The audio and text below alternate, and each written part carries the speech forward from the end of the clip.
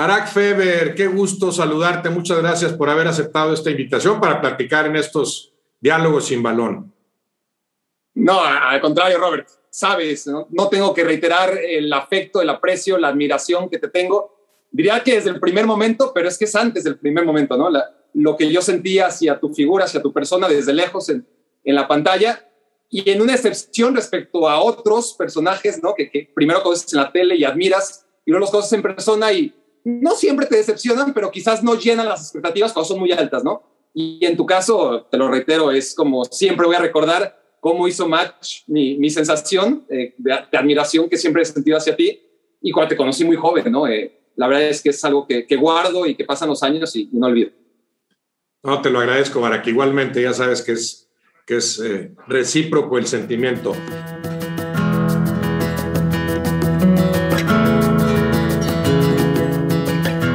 Barak, quiero que empecemos por platicar de tu experiencia como deportista activo, como practicante del deporte. ¿A qué empezaste a jugar? ¿Dónde? ¿Cómo? Fútbol, siempre fútbol, nunca a un nivel importante, ni semi-importante. Soy hijo único, Robert, entonces tampoco tenía una gran capacidad, y además crecí en un departamento en la colonia Polanco, en Ciudad de México, tampoco tenía muchos espacios verdes donde jugar. Sí recuerdo jugar con, no tanto vecinos, porque en el edificio no había niños de mi edad, hasta donde recuerdo, o al menos no interesados por el fútbol, pero sí con los hijos de los porteros, ¿no? El portero de mi edificio, el portero del edificio de enfrente, los hijos, sí. Y ahí sacamos la cáscara en la banqueta, ¿no? Hasta que anochecía, la típica historia, ¿no? De cualquier ciudadano de una ciudad grande. No hay más que espacios en las banquetas y eso es lo que más recuerdo, obviamente, los recreos, jugar en los recreos con mis amigos, jugar en el pasillo de mi casa, ¿no? Recuerdo el primer partido que vi, o del que yo me acuerdo más o menos bien, es la final del 86-87, Chivas. Yo creo que ya te había sido de Chivas, ¿no? Contra Cruz Azul. Sí, ya no estaba yo ahí. Sí, campeones las Chivas, sí. Ya sabes, los 3 goles del Yayo, creo. Sí. Yo tenía años, ¿no? Pero lo que sí me acuerdo nítidamente, más allá del partido, es que como que a la mitad del partido yo me fui a jugar mi propio partido, ¿no? Y jugaba en el pasillo, que yo lo veía grandísimo, pero solo si ahora lo veo, era una cosa muy, muy pequeña. Sí. Y jugué solo, puede sonar triste, pero yo me divertía mucho, ¿no? Como hijo único, no tenía tampoco alternativa y hacía mis ligas y mis torneos y rompí un montón de focos y el vecino del piso de abajo me odiaba porque jugaba hasta altas horas de la noche. Y eso a nivel personal. Luego a nivel colectivo, fútbol de veras. Con la escuela es una historia en la que, a ver, mis capacidades balompédicas nunca se acercaron a mi afición por el fútbol, ¿no? Entonces había tanta brecha entre lo que jugaba y cómo yo hablaba de fútbol todo el tiempo, que sí, como que era incómodo y como que mis amigos decían, es que es malo, ¿no? Yo creo que no era malo, era mediocre, pero claro, había tanta distancia entre mi calidad y lo mucho que me gustó que me quedé con eso. Luego encontré, ya es una muy larga historia, pero encontré que la portería era algo donde me podía defender mucho mejor y donde era hasta destacado.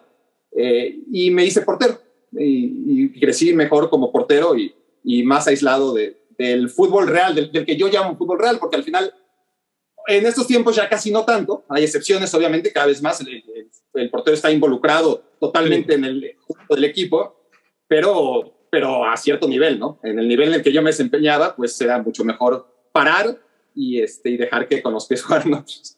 Sí, la portería sigue siendo otra cosa, ¿no? Son casi como deportes distintos, aunque seas futbolista. Entonces, te entiendo, Barak, que fútbol en plan más organizado ya lo jugabas como portero. ¿En qué liga, por ejemplo? Mira, interescolares, liga, te diría, bueno, en el Deportivo Israelita llegué a meterme al equipo, pero a mí no me gustaba ser portero, eso es lo primero que hay que decir, por muchas razones. Uno, por lo que estoy diciendo, ¿no? Lo considero un evento ajeno al juego y en general a la práctica es como, bueno, te involucramos de cierta manera, estás adentro, pero no dejas de estar afuera, ¿no? Desde que en los festejos no puedes ser parte de ellos, porque obviamente no puedes abandonar tu portería, cosas muy tontas, ¿no? Que uno como niño le afectan, hasta el hecho de que, bueno, citando ese ejemplo de la liga, había un portero que se llamaba Xavi Samson, y era inamovible hasta la fecha, creo. Imagínate cuántos años tiene ya, y es el portero del Deportivo Israelita. Quizás ahora ya no, pero hasta hace muy poquito sí. Entonces era inamovible. Y ese es otro hándicap del portero, que encima que no juegas al fútbol como te gustaría, no estás integrado como te gustaría, entrenas por separado del resto, de repente entrenan juntos, pero por lo general es separado. Encima, si hay uno mejor que tú, o que el entrenador considera mejor que tú, ya te jodiste, ¿no? O se lesiona, o cae una baja de juego impresionante, o tú no ves la luz nunca. Entonces sí, ¿Tú estudiaste en el Deportivo Israelita, ese, el de Periférico Norte? Sí. El Toreo Cuatro Caminos, que ya lo derribó un rato, sí. Era como estaba como enfrente. La referencia, sí. Ahí jugabas. Ahí jugué un rato. Esas canchas, una cancha muy ancha, la recuerdo, ¿no? Cancha grande, sobre todo muy ancha, la principal.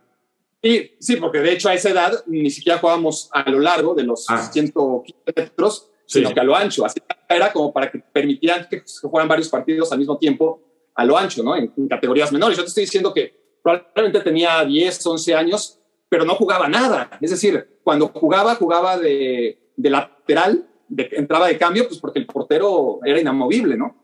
Entonces solamente entrenaba con él. Pero paralelamente en la escuela me empieza a ir bien. A mí nunca me gustó parar, insisto, ¿no? Es algo que lo hacía a regañadientes, pero hubo un momento en el que hasta en el recreo me decían, escogían a los, ¿no? Típico, ¿no? Los capitanes, los dos mejores de quinto y de cuarto, digamos, seleccionaban al equipo. Siempre seleccionaban 1 o 2 y yo me quedaba muchas veces fuera en la reta, ¿no? Porque no entrabas en el primer equipo. Entonces, cuando empecé a parar, que fue un accidente además, porque yo empecé a hacer defensa y más o menos me defendía como defensa, pero mi principal atributo era en la línea de gol, tenía una facilidad de reflejo o con las piernas largas para evitar muchos goles ya sobre la línea de gol, ¿no? Sí. Y entonces un día en México el zafo parar es como, no sé, por lo menos en mi escuela, pues yo creo que se extiende a muchos otros lares. Antes de decir quiero jugar, dices zafo parar, ¿no? Para que todo el mundo se entere que tú no paras y el que menos rápido está en reflejos es el que acaba parando. Sí. Yo siempre zafaba parar, hasta que como que un día sí, no zafé, pero me di cuenta que esa habilidad que tenía yo para salvar con los pies balones de la línea de gol, pues también podía usar las manos. Sí. Y así, como cualquier historia de portero, ¿no? De milagro descubrí que esa era mi posición. Entonces a lo que voy es que aunque no me gustaba, y era mi única manera de jugar, porque hasta en el recreo, hasta era más advertencia que pregunta. Vas a parar, ¿verdad? Sí. Porque si no paraba, no me escogían. Y para la selección de la escuela igual, ¿no? Sabía que tenía que parar porque jugando o no me seleccionaban o iba a ser banco. ¿Qué escuela? En una escuela muy pequeñita también, judía, muy cerca del Toreo, del Deportivo, que se llamaba, ya no existe tampoco, que se llamaba Nuevo Colegio Israelita. Era una escuela pequeñita dentro de las varias escuelas judías que hay en Ciudad de México. Y así llegué a Pumas, pero es una experiencia rapidísima y cortitita, llegué a Pumas, me hice la prueba como arquero, no me escogieron de inicio, pero era una visoría de esas en canchas de tierra, ya sabes, 500 o 1000 niños. Pero tú de 12, 13 años, ¿qué edad tendrías ahí? Yo creo que sí, yo creo que tenía 11, 12. Por ahí andaba Roberto. Sí. Entonces fui con un amigo, fui a las visorías, él fue como jugador, yo fui como portero. Unas canchas de tierra, las canchas 2 de CEU, la 1 y 2, creo que todavía le llaman así, ahí afuera del Estadio Olímpico. Y entonces éramos centenas de niños, ¿no? 100, 200, 300, no sé cuántos. Entonces al final te hacían jugar como 20 contra 20 en un espacio muy reducido, 10 minutos. Y hombre, quizás para los jugadores, en cuanto alguien la toca, más o menos alguien que sabe, un visor, detecta talento, ¿no? Aún en esas circunstancias. Pero yo, es que me llegó un balón y me lo metieron.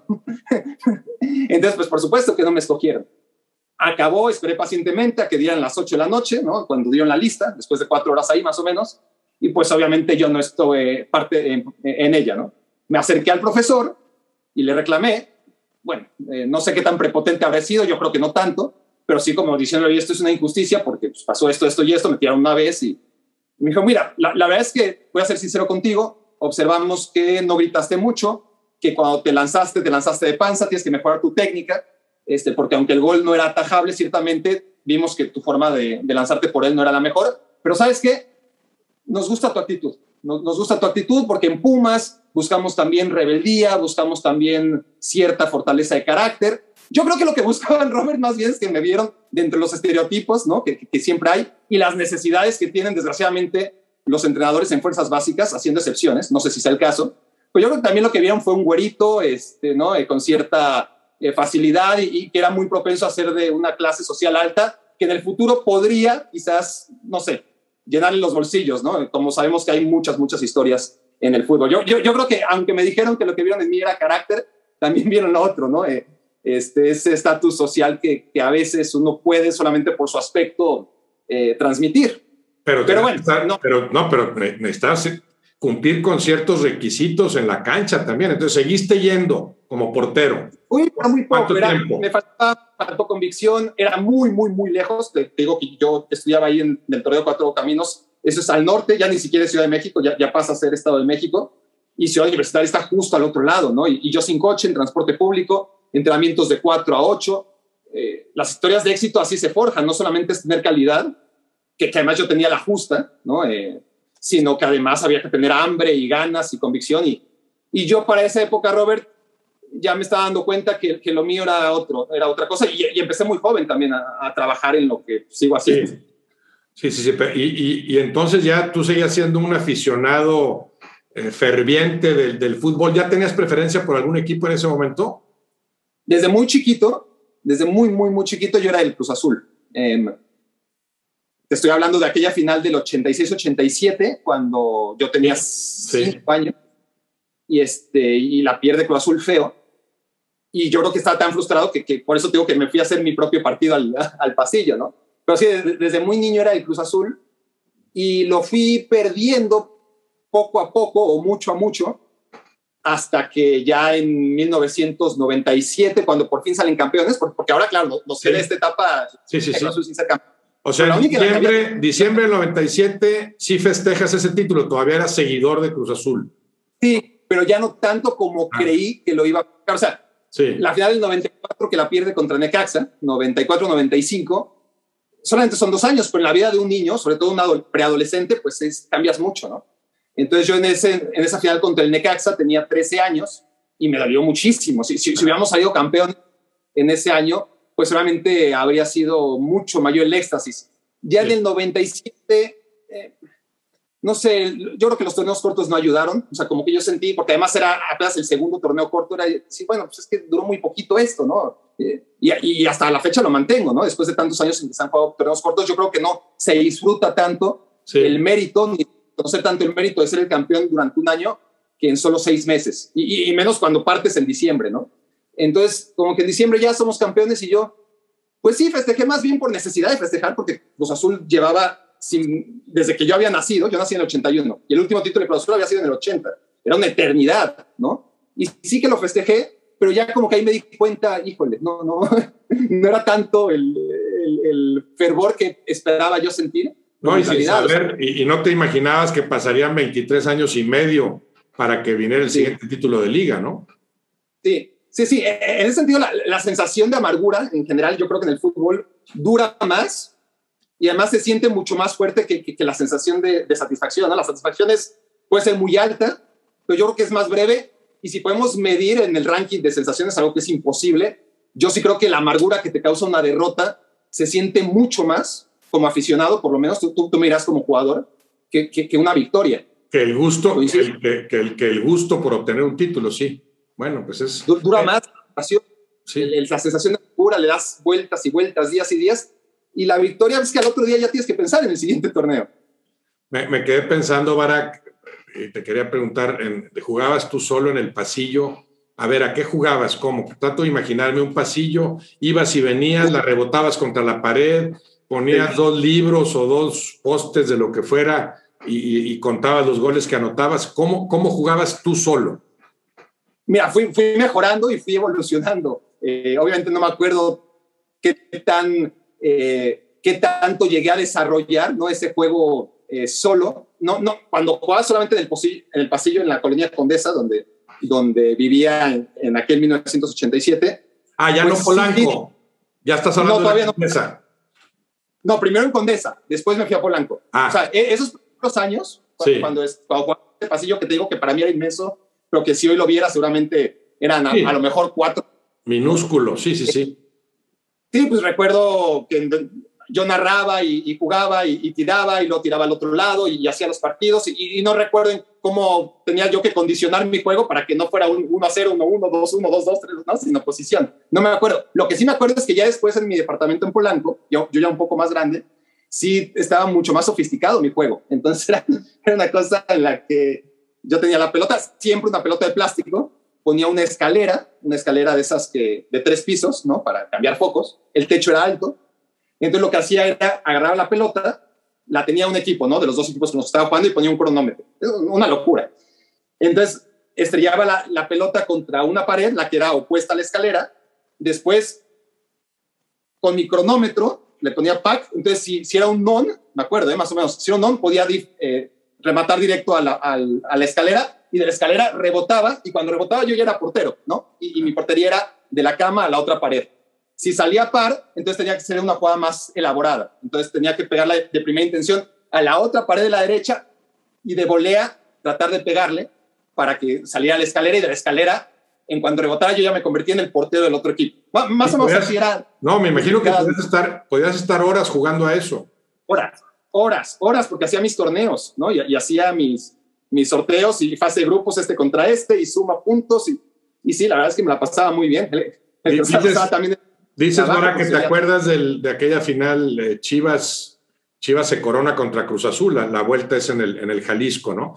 Entonces, no te toca el Mundial del 86, o sea, no lo tienes presente, el 86 estabas muy chico, o sea, tu primer Mundial con cierta conciencia de lo que se jugaba y de lo que se trataba es el 90. Correcto. En el 86 lo que pasa es que para alguien tan fanático como yo era del fútbol, no es que lo haya dejado de ser, pero es que era un fanático incondicional que pensaba las 24 horas en fútbol y eso afortunadamente he dejado de hacerlo. Siguen siendo muy importante parte de mi vida, pero ya no es esa obsesión con la que lo vivía de niño, ¿no? Entonces sí es paradójico que a mí me tocó una etapa en la que estaba muy chiquito, que hubiera disfrutado muchísimo, mucho si hubiera nacido yo 4 años antes, claro. O si el Mundial de México hubiera sido en el 90. Sí. No solamente o sea, la figura de Hugo Sánchez en su máximo esplendor.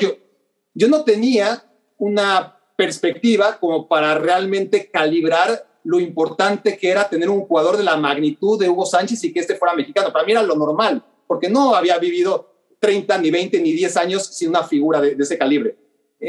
Pero yo aún así con 4 años o con 5 años en México 86, sí que me acuerdo de haber visto los penales con mi familia o con mi tío contra Alemania, sin entender claramente lo que estaba pasando, porque claro, un mundial lo tienes que vivir, pero vamos a ver cada 4 años de retrospectiva para decir, mira, esto se juega cada 4 años, ¿no? Entonces yo quizás no le di esa importancia que seguramente le habría dado un poco después, pero sí que recuerdo ese partido, sí que recuerdo vagamente un monitor del Deportivo, ¿no? Yo no estaba viendo el partido, pero sí me acuerdo un monitor del Deportivo israelita con el partido Argentina contra Alemania de la final del 86. Entonces, ya, a pesar de que yo tenía 4 años apenas, sí que me acuerdo de ciertas cositas. Bueno, el gol de Maradona contra los ingleses, tuviste que entender lo que era Maradona a nivel mundial, ya lo percibías. Maradona no. A mí Maradona, desgraciadamente, no puedo evaluarlo más que ya en lo que empezó a hacer su decadencia, ¿no? Te digo, México 86 son flashbacks y obviamente lo que he visto después, lo que he estudiado, pero a nivel recuerdo, desgraciadamente me pasa como con Hugo Sánchez, ¿no? A Maradona lo recuerdo más por el declive que por el momento de cenit. No te tocaron en su apogeo. Porque lo de Hugo Sánchez, como yo no tenía esa perspectiva, ¿no? de la magnitud y la importancia de Hugo Sánchez, pues a mí me caía gordo, que tampoco es difícil, ¿no? Que un tipo como Hugo Sánchez a un niño de 4 o 5 años le caiga gordo o incluso mayor. Pero es que yo no entendía por qué Hugo Sánchez era así, ¿no? No entendía que tenía el derecho, entre comillas, de ser así, ¿no? Yo solo percibía a un tipo que salía en todos los comerciales, que salía en todos los lados, los espectaculares de las calles, y yo decía, ¿por qué? O sea, no. Y yo me hice del Barça. Yo me hice del Barça porque ni siquiera por convicción, esto es un análisis a posteriori, ¿eh? No digo que obviamente a los 5, 6, 7 años no lo piensas, pero sí que seguramente investigué quién era el equipo que podía competir contra ese equipo de blanco que me caía gordo porque salía en todos lados y yo no entendía por qué Hugo por todos lados. Y me hice del Barça y me hice muy, muy, muy del Barça. Seguidor del Barça. Ahorita hablamos de eso del Barça y hablamos también de tu incursión en los medios.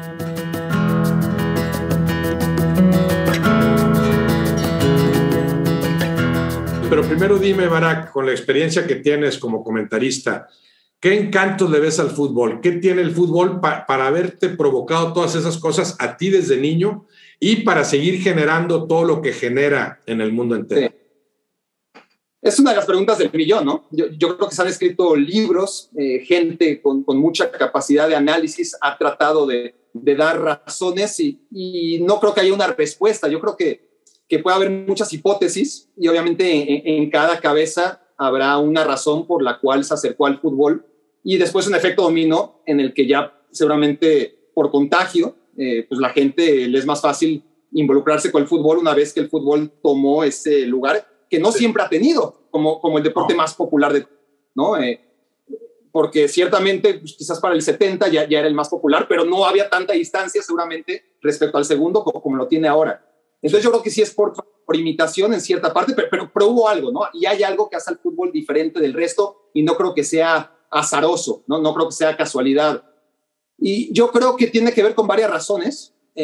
Una de ellas puede ser la figura del árbitro y el peso que tiene la decisión, ahora mucho menos. Obviamente estamos atravesando una evolución del deporte que cambia esa condición un poco, no del todo, pero sí esa condición en la que 22 futbolistas más los que entran de cambio y los entrenadores pueden disponer, hacer, y al final todo, una decisión está en una sola. Sí.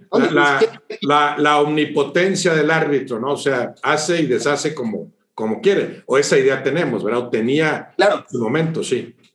Claro, entonces para ti como aficionado, el hecho de que el resultado penda de un hilo y que siempre esté en suspenso, porque por bien que juegues, siempre puede haber un árbitro que haga mal su trabajo, no solamente un delantero que falle, no solamente un portero que cometa error, no solamente un momento de inspiración del rival, que eso ocurre yo creo que en cualquier deporte, ¿no? Pero aquí además, aunque en todos los deportes hay árbitros, creo que no hay ningún deporte, bueno, estoy seguro que no hay ningún deporte, una cancha tan larga en la que pasen tantas cosas y en la que había uno, más que eran el 2 o el 5%, ¿no? De las decisiones que tiene que tomar el árbitro y además ellos sugieren, ¿no? Yo levanto la bandera y tú decides si me das el aval pues, fuera de juego o no.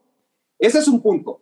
Otro punto que es el que más, yo creo, del que más se habla y no es necesario elaborar, es la facilidad del juego, ¿no?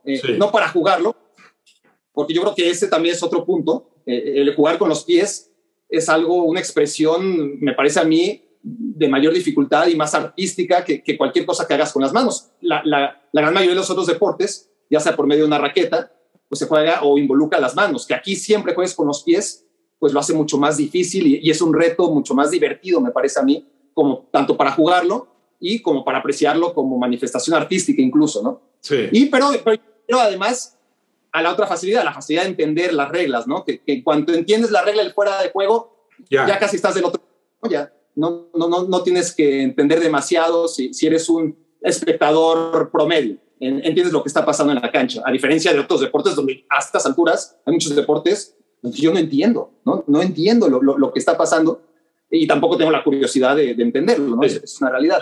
Y finalmente, Robert, yo creo que es el gol.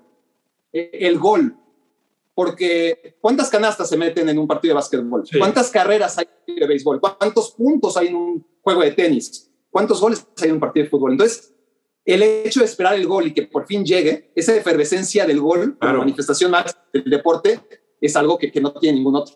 Se produce menos, entonces lo aprecias más. Yo buscaría la forma en el fútbol de erradicar el 0-0. A ver cómo le haces, pero 0-0 son 0 puntos. O sea, tienes que combatir el 0-0, aunque entiendo, por supuesto, que hay grandes partidos de 0-0, pero sí se necesita el gol, aunque sea uno. Ese ingrediente maravilloso. Y no me interesa ver partidos que terminen 8-7, para nada. No. Pero sí que terminen 2-1, aunque sea 1-0, pero que eso, que se produzca, es el máximo objetivo, que es el gol. Sí, más apreciado que en otros casos por porque se da con menos frecuencia, obviamente.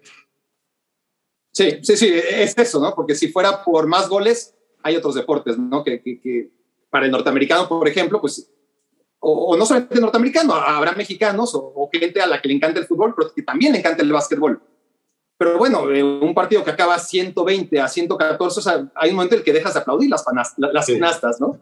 Y además, sabes que por bien que juegue tu equipo, como mínimo, le van a meter 50 puntos. Y eso haciendo un partidazo, ¿no? y el fútbol no, en el fútbol sabes que si te metieron un gol, algo hiciste mal. Sí, esa diferencia es importante, ¿no? A favor del fútbol, pero además te entendí que el fútbol te atrapa fácil, quizá por distintos caminos. A ti te atrapó por unos motivos, a otros niños por otros, o a las niñas, pero ya que te atrapa no te suelta, ya que te atrapa es algo que ya te hiciste seguidor del fútbol y eso no lo vas a dejar nunca. Sí, del fútbol, porque hay muchos que te dicen, no, es que cuando escoges un equipo, este es tu equipo hasta morir, este tiene que ser tu equipo, y yo no coincido para nada, porque yo lo he vivido. Yo era muy Cruz Azulino y no dejé irle te lo juro que no dejé de irle porque empezó a perder. Dejé de sentir cosas porque dejó de representarme, dejé de sentirme representado por el Cruz Azul. Y está claro que los equipos cambian, que el Cruz Azul de mi niñez ya no era el mismo al Cruz Azul ya ni siquiera de adolescencia, sino aquel Cruz Azul que por fin fue campeón en el 97 y con el que yo ya no me sentía identificado. Porque sí tenía Palencia y era un gran jugador, pero mi Cruz Azul tenía a Víctor Ruiz y a Pedro Duana. Ese ya no era mi Cruz Azul del todo, ¿me explico? Sí. Entonces, como que de niños, la afición al fútbol no la pierdes nunca, ¿no? Te agarra y ya es muy difícil. Habrá excepciones, ¿no? De gente que habrá tenido algún episodio en sus vidas que sí les hizo alejarse del fútbol. Por lo general, como tú dices, te atrapa. No necesariamente el equipo de fútbol. Yo creo que de niño... El juego en sí mismo. Bueno, ¿no? Eres aficionado a jugadores, más que de los equipos. Entonces, el Cruz Azul de la actualidad te da lo mismo. No significó nada para ti el título de este año. Honestamente, hasta me divertía. Yo creo que ahí sí es un caso de análisis, porque me fui al otro lado, ¿no? Entonces, yo ya disfrutaba cada derrota del Cruz Azul. Es decir, realmente me parecía muy divertido dentro de lo predecible que es el fútbol mexicano en general. Es decir, siempre tienes el hecho de que las liguillas hacen que cualquier equipo pueda ser campeón. Sí. Entonces se parten títulos entre todos, menos entre Cruz Azul y Atlas, pero Atlas pues tiene su excusa, ¿no? Nunca ha sido un equipo en los últimos 25 años favorito a ser campeón. Cruz Azul siempre. Entonces el hecho de que un equipo que siempre es favorito a ser campeón, que oyes a los comentaristas decir, ojo con Cruz Azul, este año sí, y cómo se reforzó Cruz Azul, y cada 6 meses ver que fracasa, pues a mí me divertía mucho, honestamente, pero seguro que tenía yo algo adentro que me hacía como un sentimiento de venganza, que no voy a estudiar aquí ahora, pero seguramente hay algo, ¿no? Adentro que hacía que todavía me diera más emoción o por lo menos me divertía más que era un tema entretenido. Entonces vamos a decir que en México te da lo mismo, pero sí le vas al Barça. Tu equipo es el Barça, dirías, a ningún equipo en México le vas ni a la mitad ni a la décima parte de lo que sí le vas al Barça. Sí, se me quedan gordos todos, pero con el Barça también me pasa lo que me pasó con Cruz Azul en su momento.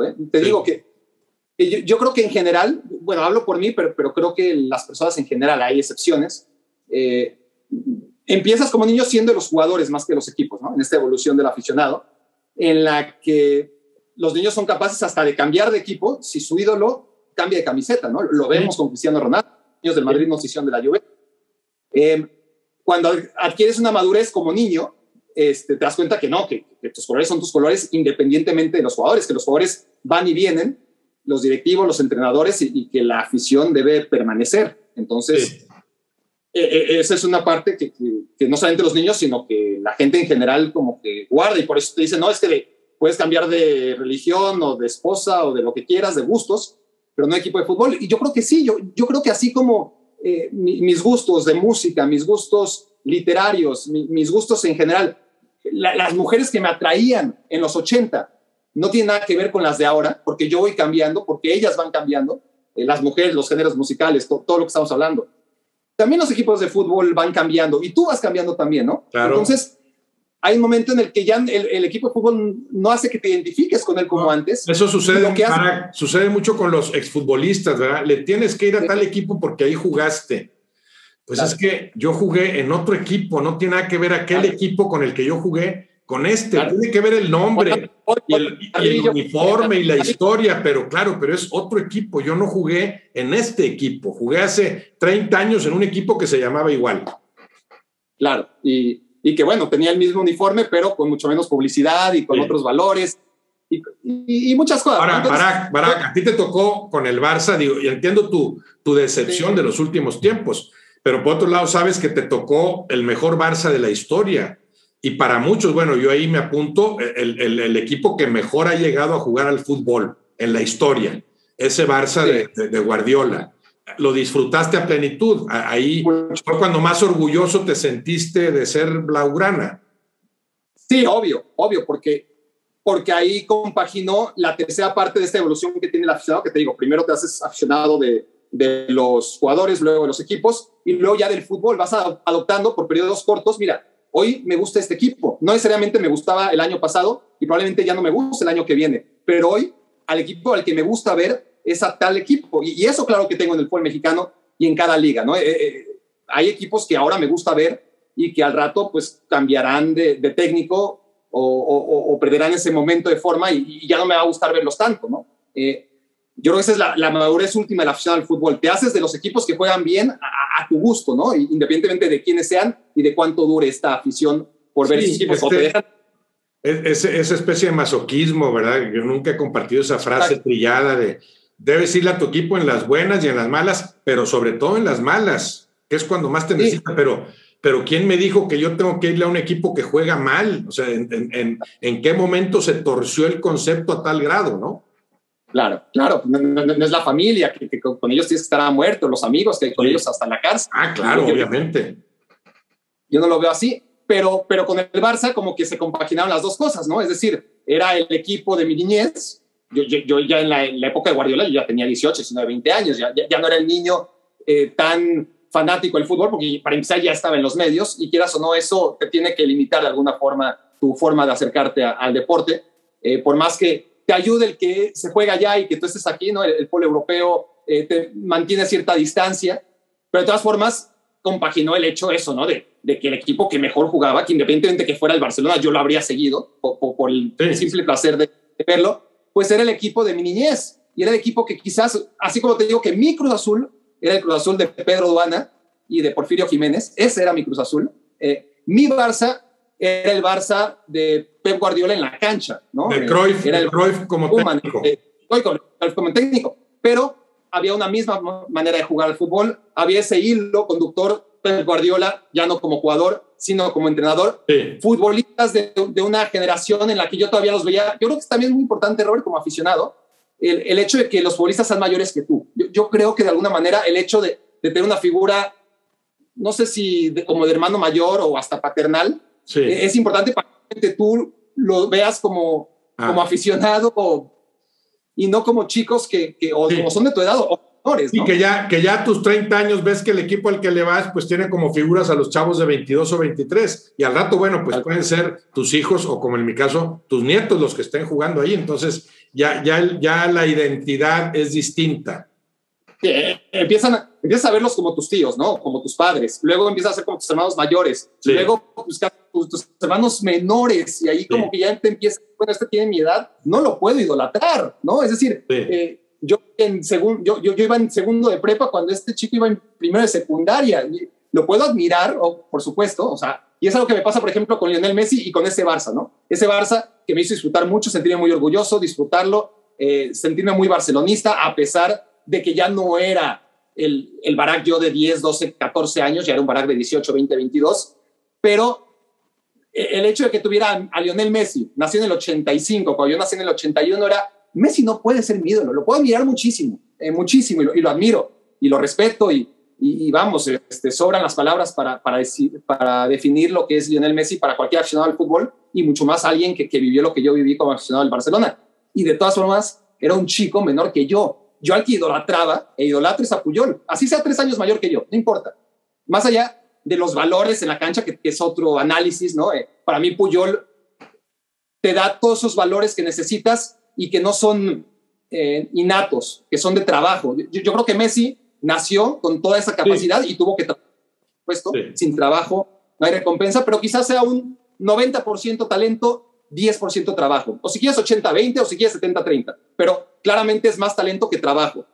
Con Puyol o con gente como Puyol, pero creo que él es el paradigma de este tipo de futbolista al que yo admiro por sus condiciones humanas reflejadas en un terreno de juego. Lo que está al alcance de todos, yo por más que entrene, por más que le dedique 24 horas de mi vida, desde que tenía 4 años hasta la fecha, a jugar como Messi, no puedes jugar como Messi. Y tal vez como Puyol, sí. Necesitas condiciones atléticas, necesitas saber jugar fútbol, porque Puyol no era solamente corazón. Quien diga que solamente era corazón, mentalidad se equivoca. No, necesitas un sustento, sí. Pero después es el trabajo, sí. Podemos hablar que es 90% talento, 10% trabajo, pues aquí es al revés, ¿no? Un 10, 20, 30% talento y el resto de trabajo y de virtudes humanas que yo creo que están al alcance de todas, pero que no trabajamos lo suficiente, ¿no? Entonces, en ese tipo de jugadores yo me he reflejado mucho más. Luis Enrique, por ejemplo, en mi época de barcelonismo más crudo y de muchas derrotas, muchas derrotas en ese Barcelona de mi adolescencia, antes de tener al Barça dirigido por Guardiola. Luis Enrique, sin haber ganado nunca como jugador, era mi ídolo por encima de futbolistas mucho más técnicos por esas condiciones, ¿no? Que valoré mucho. Y en este Barça yo creo que ayudó mucho, además de la presencia de Xavi, de Iniesta, de Messi, de futbolistas irrepetibles y que juntos se complementaban. El hecho de tener a alguien como Puyol, a mí dentro de mi afición, me ayudó muchísimo.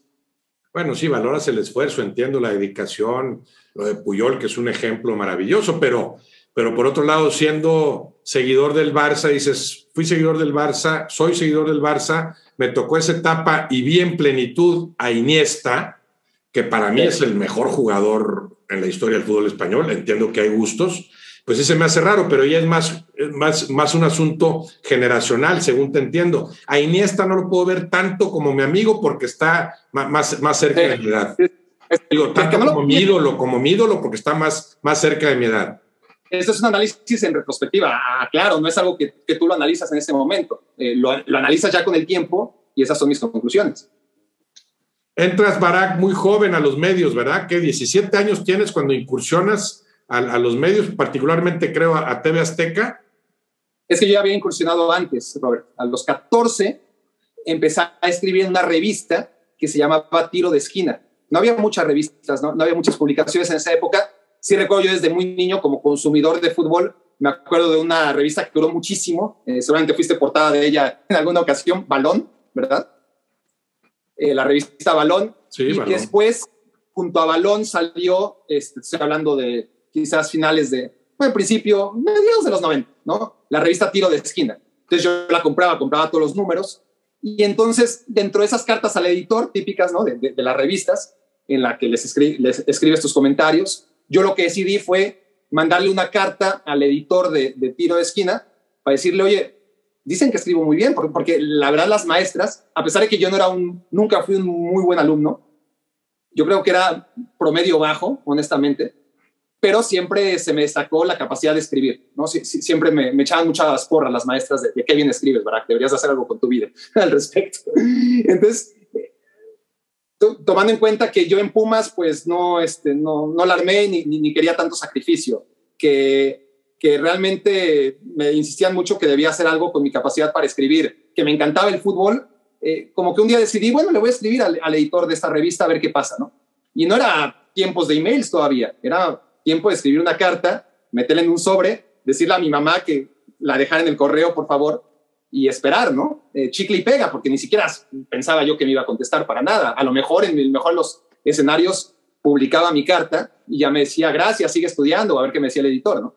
Para mi sorpresa, no sé si pasan 2, 3 semanas, el correo no era tan rápido.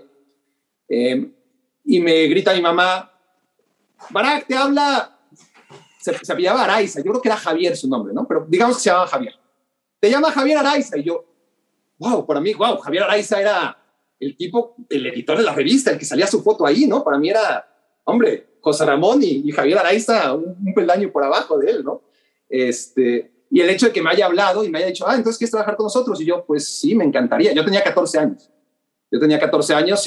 Y empecé a escribir artículos, los mandaba por fax y así hasta que luego me llegó lo de TV Azteca a los 16.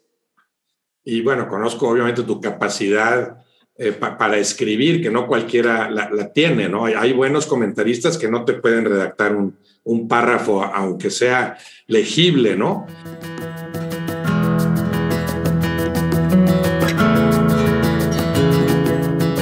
Más bien, ¿qué diferencias, Barak, me dirías que existen entre el lenguaje escrito y el lenguaje hablado? Eso es digno de análisis, ¿no? Porque hay gente con una capacidad de escritura tremenda y los oyes hablar, yo creo que me incluyo, y bueno, me defiendo, no hablo mal, pero no soy tan elocuente cuando hablo como puedo ser cuando escribo. No tengo esa capacidad de síntesis. ¿Y qué pasa? Pues obviamente que cuando escribes tienes error y repetición, hasta que no queda la frase como quieres, pues no es como cuando hablas que lo que salió, ¿no? Ya no tienes tiempo de pensar, tienes tiempo mínimo, ¿no? Porque si piensas demasiado, pues te aburres, y sobre todo en televisión y en una misma conversación, o sea, entonces esa es la principal diferencia. A mí lo que me llama mucho la atención, por supuesto, porque siempre entiendes más a la gente que tiene tus mismas carencias y facilidades, pero cuando te encuentras con lo opuesto, pues me llama mucho la atención que hay gente que tiene esa facilidad para hablar y son tan elocuentes y articulan tan bien cada idea, y luego los ves escribir y dices, oh Dios, sí. ¿Qué es esto, no? ¿Por qué? O sea, si lo difícil es hablar, no escribir. Sí. Desde mi punto de vista, obvio. Sería más lógico lo que tú dices, que si ya hablas bien, bueno, escribir vas a tener más tiempo para preparar algo, entendiendo que el lenguaje es distinto. O sea, yo te puedo hablar así en plan coloquial y al momento de escribir, las palabras y la estructura tienen que variar. Claro. Sí. Cuando tú hablas, el receptor de tu mensaje no está tan pendiente ni tiene el historial de lo que escribiste antes, ¿no?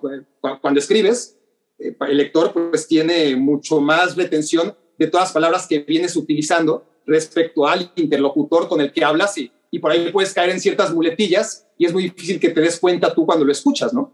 Y en cambio, en la escritura, si en un mismo párrafo repites la misma palabra o el mismo adjetivo, cualquier lector más o menos atento se va a dar cuenta. Le va a brincar. Pero también, Barak, debe haber una especie de retroalimentación, o sea, entendiendo que el lenguaje varía, que el lenguaje es distinto, en la medida en que mejor escribas, algo te va a ayudar para hablar mejor y viceversa. Seguro, sí. Lo que no te va a ayudar demasiado, creo yo, es en la capacidad de síntesis. Ahí sí, en la escritura, el límite es, pues, si estás comprometido a entregar un trabajo, sí, ¿no? Una casa digital que te dice hasta tal fecha, o ni hablar de un periódico que cierra a las 5 de la tarde, pues tienes esa limitante del tiempo. Pero tú eliges cuándo empiezas a hacerlo, ¿no? Y cuánto tiempo te puedes tardar, y muchas veces son trabajos que es un proyecto personal, ¿no? Sí, el tiempo, pero también el espacio, Barak. Imagínate que te dicen, quiero, por cuestiones de espacio, que me digas en 3 renglones cómo viste a la selección mexicana. Eso te obliga a sintetizar, y eso en algún momento lo puedes trasladar a tu comentario hablado. Me tengo que remitir a 30 segundos para decir lo que vi. La capacidad de síntesis creo que la ejercitas escribiendo, pero que después la puedes aplicar hablando. Sí, otra cosa es que sea fácil, ¿no? Nadie dijo que sea fácil, pero claramente que te tendría que ayudar para entrenar esa capacidad de, bueno, todo lo que está en tu cabeza, sintetiza lo más importante y no pierdas tiempo, porque muchas veces tienes 30 segundos y ya perdiste 10 o 12 en información que no querías, pero simplemente, como ahora me está pasando en este momento, ¿no? Quizás no estoy dejando el mensaje que ya habría querido yo en esta respuesta, porque claro, no tengo el tiempo que sí tengo a la hora de escribir. Pero sí, en la medida en la que sintetices mejor a la hora de escribir, tengas tú tus propias limitantes a la hora de escribir, pues te va a beneficiar a la hora de hablar. Al final es el mismo cerebro el que está operando, no son distintos. Y sigues escribiendo, Barak, sigues ejercitando eso, digo, por cosas como la contracrónica, ¿estás haciendo algo parecido, ya no con la misma frecuencia? ¿Qué tanto? Poco. Bueno, escribí mi columna en el diario Milenio durante, no diría décadas, porque no llegó a ser décadas, pero yo creo que el lustro sí, fue más de 10 años. Dejé de hacerlo, perdimos muchas costumbres y hábitos con la pandemia, ¿no? Sí. Y uno fue que me dejaron de pedir artículos, es decir, cambiaron muchas cosas, obviamente, como en todos lados. Yo ni me enteré, una cuestión casi de orgullo que otra cosa. Es decir, si quieren que reanude con mis escritos, pues que me lo pidan, ¿no? Pero es como eso, hoy ahora vamos a parar por la situación esta del COVID, y ya nunca me enteré cuándo volvieron a hacer la edición editorial, ¿no? Tampoco pregunté, honestamente. Pero bueno, escribí durante muchos años y lo hacía no por el dinero que me pudieran pagar, ni por la proyección que pudiera tener yo al ser pluma de un diario reconocido como Milenio, que también eso no siempre te puede abrir puertas, ¿no? El hecho de escribir en un periódico de renombre. Pero lo hacía sobre todo para eso, ¿no? Para mantener, porque soy muy flojo, la verdad, para poderme escribir. Soy muy, muy flojo. Entonces, al menos esa disciplina de saber, el miércoles tengas o no tengas de qué escribir, pues tienes que escribir de algo, ¿no? Porque el jueves sale publicada tu columna. Sí, te obliga entonces, a ejercitarlo, sí. Sí, tengo decidí mis columnas hacerlas ahora en barackfeber.com, que es un proyecto que tengo justo con la pandemia, en la que saqué mi canal de YouTube, saqué el sitio de internet, mi podcast, en el cual ya estuviste, y paralelamente en barackfeber.com empecé a mandar ahí mis columnas. En lugar de mandarlas a Milenio, las empecé a subir a barackfeber.com, pero sabes cómo suele, sobre todo cuando eres muy disciplinado, ese tipo de cosas, ¿no? Cuando no tienes esa exigencia, es muy complicado. Y lo hice durante meses y meses, pero lo he dejado de hacer este verano. Es algo que tengo que retomar. Y tienes, bueno, muchos años en los medios, Barak, con algunas interrupciones, con algunas intermitencias, pero ya sostenido ya consistente, constante con ESPN. ¿Cuántos años tienes en ESPN? Entré en 2010, Robert.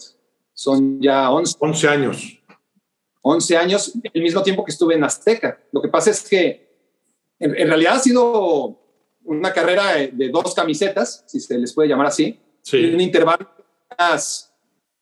de junio a diciembre, de 6 meses entre una y otra, que se hizo eterno, ¿no? Es como el futbolista, ¿no? Que para 6 meses y... No, es muchísimo. Sí. El pedazo de tu carrera. ESPN, 11 años, la mayoría de los cuales desde Bristol.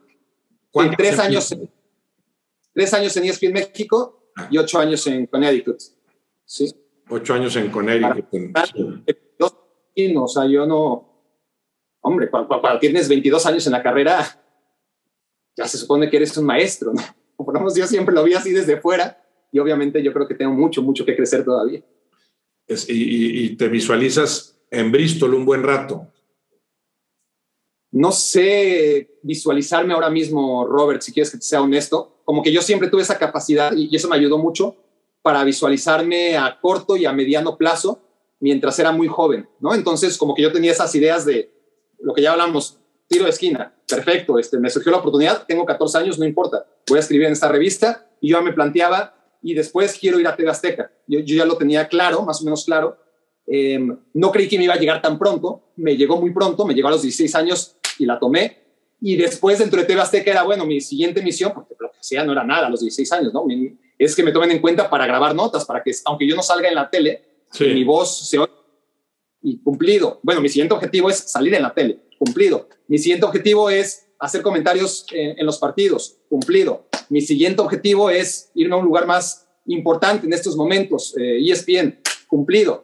Mi siguiente objetivo es irme a poder estar más cerca del fútbol internacional, que realmente es lo mío, lo que más me apasiona, lo que más estoy en contacto, lo que realmente he querido hacer durante todo este tiempo, que me ha limitado mucho, tanto en TV Azteca como en mis primeros años en ESPN, respecto al fútbol mexicano.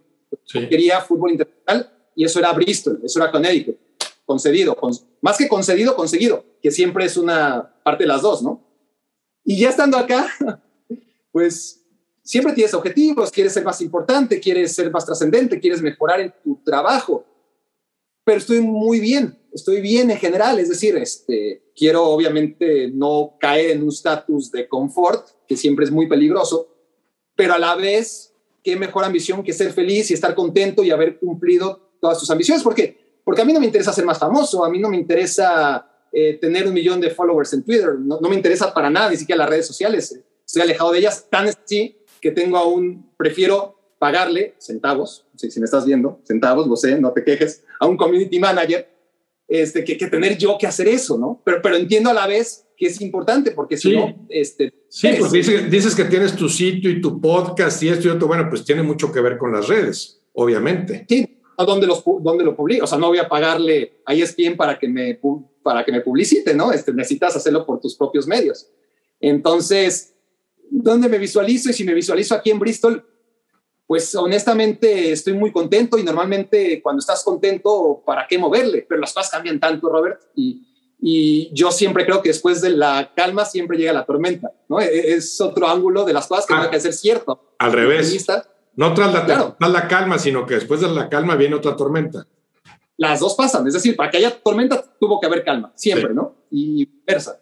Entonces, estoy en años realmente muy afortunados, en donde estoy muy contento, pero hay que estar preparado para cuando las cosas se tuerzan y no aferrarte en un escenario en el que pues ya no sea lo óptimo, ¿no? No, pero además es una etapa inquietante, alarmante, ¿no? ¿Qué te ha parecido el impacto de la pandemia en el fútbol en particular, en los medios con respecto al fútbol en general? Es que nos lo cambió todo, ¿no? Antes ver un partido a puerta cerrada era como, ¿no? Cuando tenías que trabajar, sí, un partido a puerta cerrada, digamos, de la Europa League o de la Champions, lo más recurrente es porque hubo, no sé, comportamiento racista, castigo, ¿no? Ahí un reto, sí.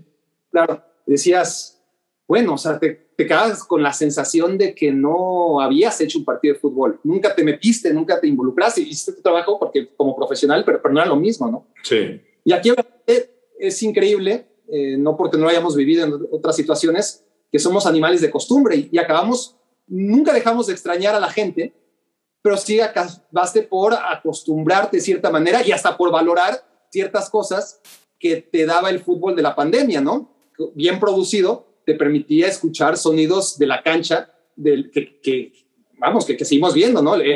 Lo de Emiliano Martínez por hablar claro, del quizás más reciente, sí, en el partido contra Colombia en la Copa América. Siempre vemos que hay diálogo, pero sí, nunca lo oímos. Bueno, ahí hablas de un beneficio dentro de tantos perjuicios, claro, de la ausencia de público. Ahí está ese beneficio. Es imposible que escuchemos lo que el portero le dice al tirador en un estadio lleno. Claro, por pequeño que sea. Y por recurrir a un ejemplo, pero en general, ¿no? Yo creo que fue un error de muchas ligas o televisoras el poner el audio ambiente como si fueran risas grabadas, ¿no? Me hacía sentir como esos shows de comedia de no me digas cómo me tengo que reír, ¿no? Yo sí, déjame elegir a mí cuando me río, ¿no? En ese sentido. Pero por otro lado, bueno, pero esta idea original a mí no me pareció mala, la de hacer como que había gente, ¿no? Poner ahí cada quien en su dispositivo, sí, llenar ese espacio para que no veas la tribuna vacía, eso a mí sí me gustó. Sí, visualmente ayudó, en ese sentido estoy de acuerdo, pero auditivamente, sí, no, déjanos escucharlo, ¿no? Déjanos, dentro de las muy pocas ventajas de este sí, fútbol, pues déjanos aprovecharlas.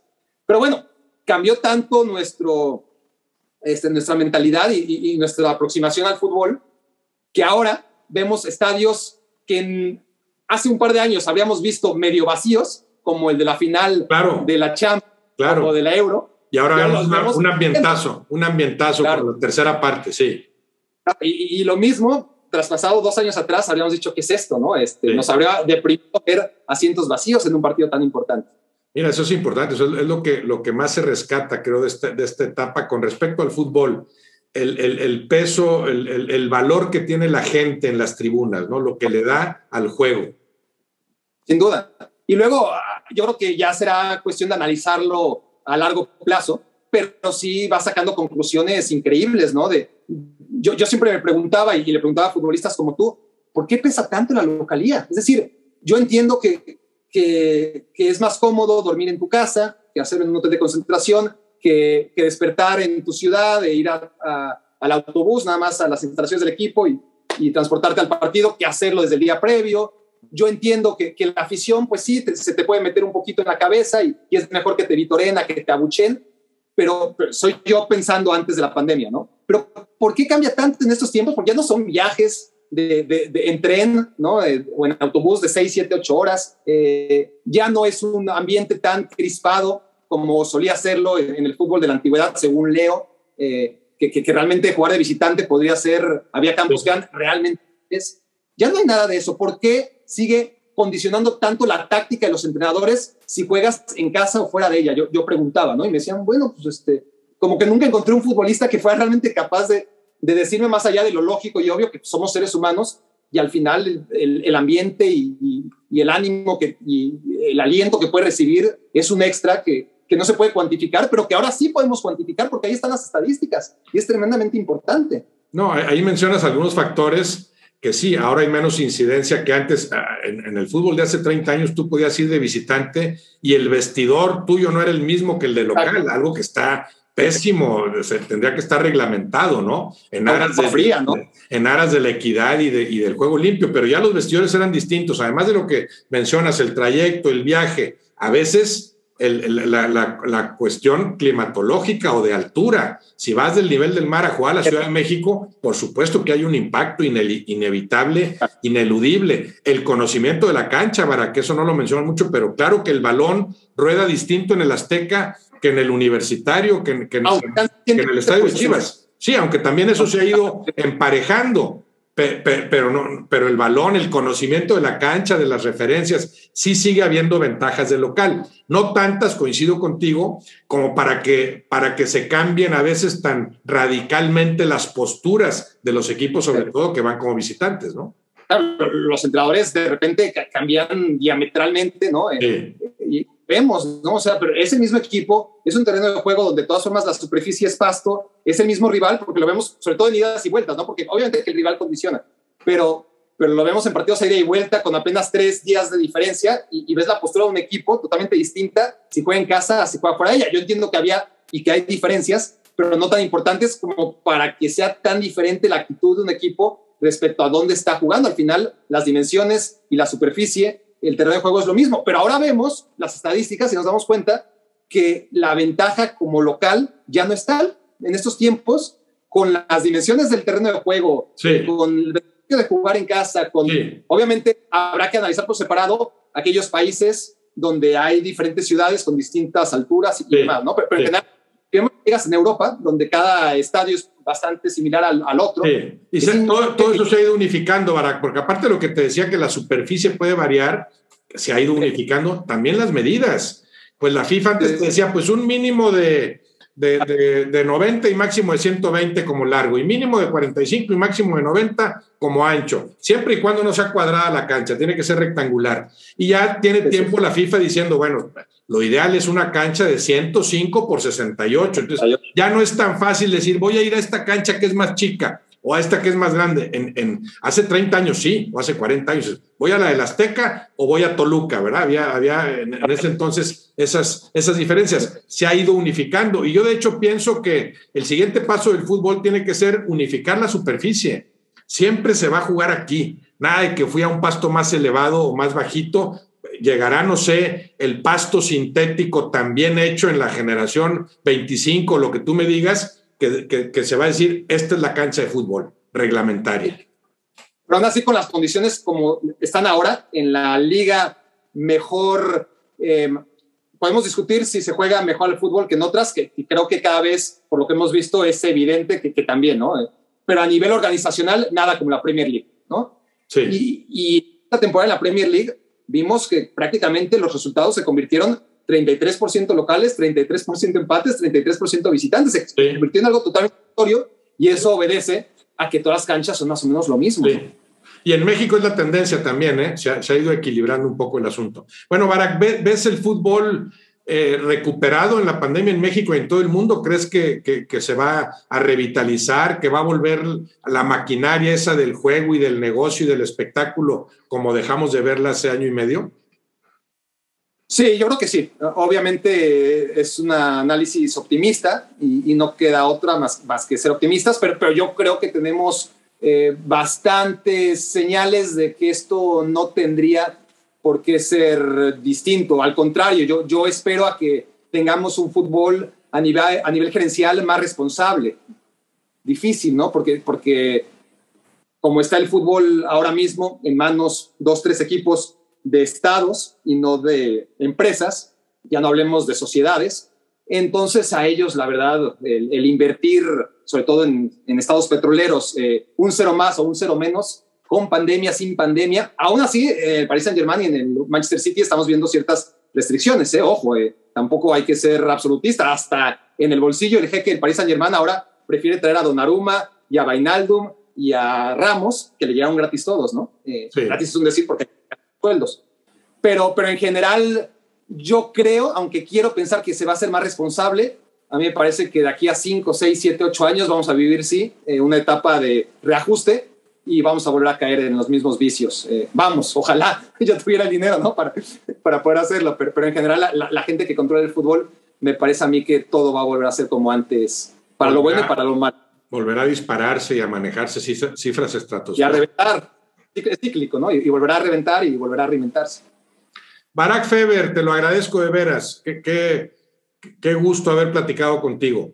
Podríamos seguir, no, pero... A mí se me pasó rapidísimo. Sí. Espero que a ti también. Y sobre todo, si tú estás ahí del otro lado de la pantalla y estás hasta aquí, a menos de que le hayas adelantado, pues gracias, ¿no? Significa que también se pasó rápido y ojalá hayamos cumplido con esa misión. No, sí, como que hay que tenernos a cierto tiempo, a cierto formato, pero yo podría seguir platicando contigo. Te lo agradezco de veras, Barak, y te mando un abrazo. Robert, seguro que sí. Abrazos.